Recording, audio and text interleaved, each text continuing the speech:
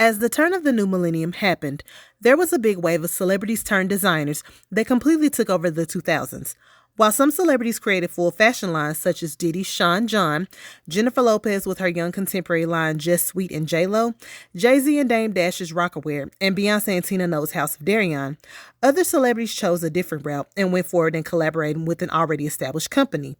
While some of the joint collabs proved to be rather successful, the company sometimes chose not to move forward with extending contracts beyond a few years and producing more products, therefore taking advantage of the new momentum, which only allowed these partnerships to fade into obscurity.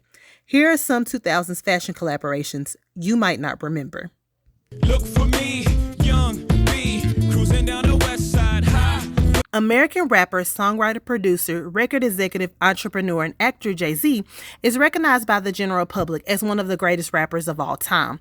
Known for his complex lyrical ability, he is not only extremely talented in the musical arena, but has been incredibly successful in other areas of business as well, including the fashion industry.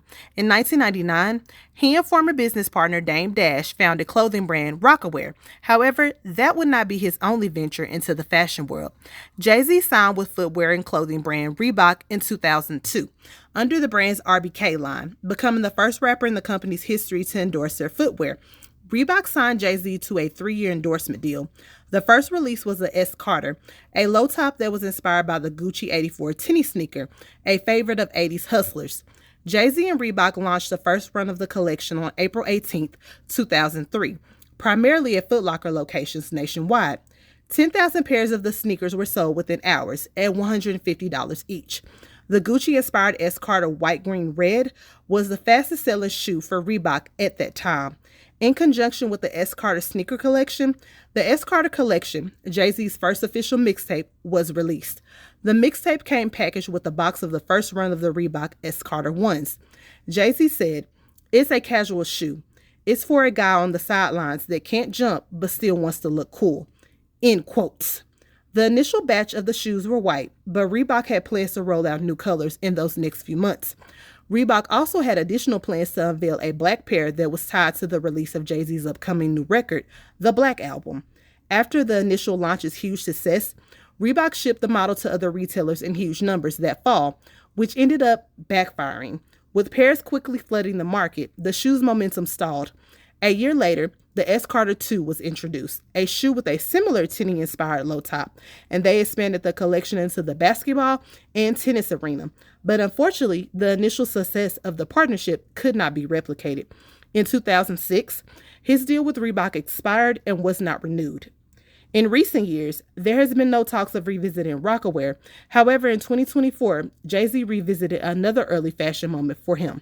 For Super Bowl 58, JayZ wore the Reebok S. Carter in the original Gucci-inspired colorway. This pair was not an original, but rather a brand new run produced exclusively for Jay. Presently, there appear to be no plans to retro the S. Carter.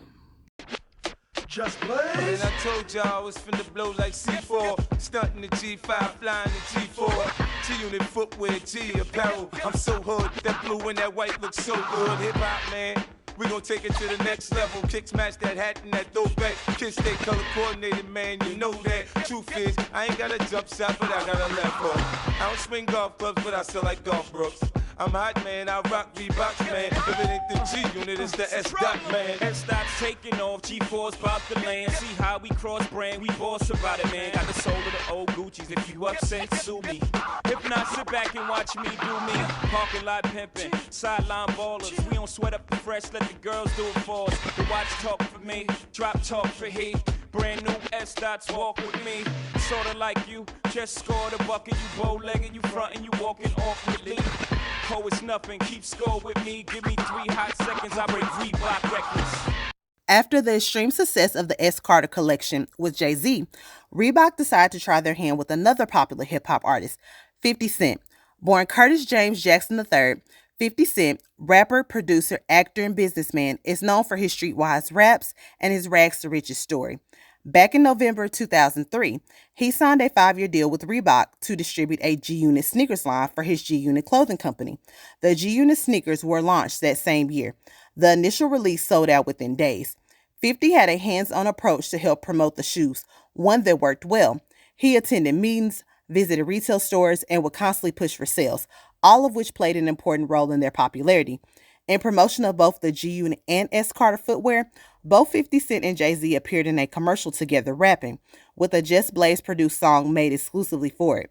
50 reportedly earned somewhere around $80 million from the deal with Reebok. Via an interview with Power 106 Los Angeles Big Boy's Neighborhood radio show, he said, "I've seen a really nice check from Paul Fireman. When we started selling shoes, the G Unit shoes and Sean Carter shoes, that was a response to losing the bidding war to LeBron. He decided to do lifestyle branding. He brought me, Jay, Daddy Yankee, and a few other people in. That probably was a huge success for me. I sold over 3.8 million pairs of sneakers. And then because we were intended to develop and build a brand that sticks around like Air Jordan brand, the Air Force Ones that aren't connected to a person, it's just consistently there. He came and took care of me. Over my entire time with RBK, I got about $80 million out of it." End quote. In June of 2024, renewed interest in the G Unit sneaks was sparked when 50 uploaded a video to his personal Instagram promoting the G Unit brand sauna suit. Upon watching the video, fans noticed him wearing a pair of the Reebok G Unit G6s in an original colorway, leading to speculation that Reebok could have been planning a re-release of the iconic sneakers. At the present moment, though, it only appears to be just that, speculation, as neither Reebok or 50 Cent have confirmed the future return of the shoes. See these ice cubes, see these ice creams, eligible bachelor. American record producer, songwriter, singer, and rapper Pharrell Williams is known for creating some of the biggest and most iconic songs for a myriad of artists, especially in the 2000s. During that time, he was also making a name for himself in fashion, more specifically streetwear with his skater style, a style that was unusual to wear at the time for anyone in hip-hop. In 2003, Williams and fashion designer and Bathing Ape founder Nigo partnered to create and launch Billionaire Boys Club, a luxury streetwear brand. Just a year later, in 2004, he and Nigo launched a footwear line for skaters called Ice Cream. Ice Cream was established as a subsidiary of Billionaire Boys Club. Both BBC and Ice Cream were produced under licensing by Reebok. After launching, they opened a flagship store for the brand in New York City in 2007 and would also open up locations in London and Tokyo.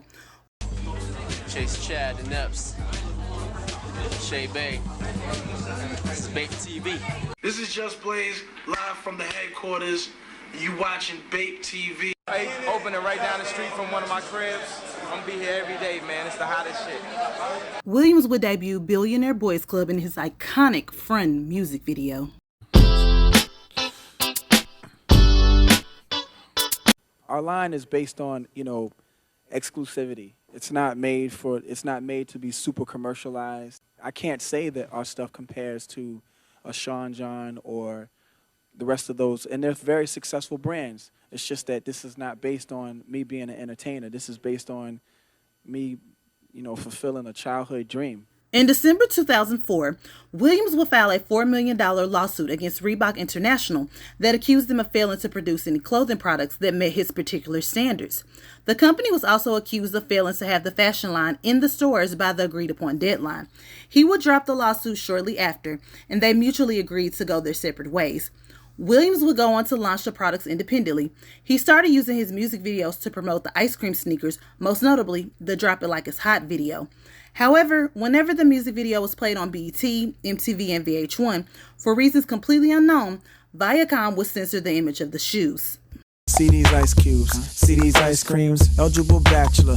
Ice Cream shoes were designed in incredibly vivid colors and patterns. The shoes came packaged in ice cream cartons, adding to the uniqueness of the brand. Initially, the shoes were very exclusive and therefore very expensive, but eventually Ice Cream would become the more affordable line of Williams' two brands. Billionaire Boys Club is a lifestyle brand. Ice Cream is a little more affordable, but BBC is different. I created that brand because I had a lot of admiration for Ralph Lauren, but I wanted to take that concept and pretend that Willy Wonka was the head designer, so it's different. And the clothes are made in Japan, so there's a price that goes along with that. Ice Cream, on the other hand, is like our silliness mixed with a huge respect for skating and how I saw things when I was a kid. It's kind of like me making the clothes I never got to have when I was 15. End quote. In 2006, he put together the Ice Cream skate team to assist in promoting the fashion line. The skate team toured in Tokyo, made it onto BET, and released the skate video, Team Ice Cream Volume 1.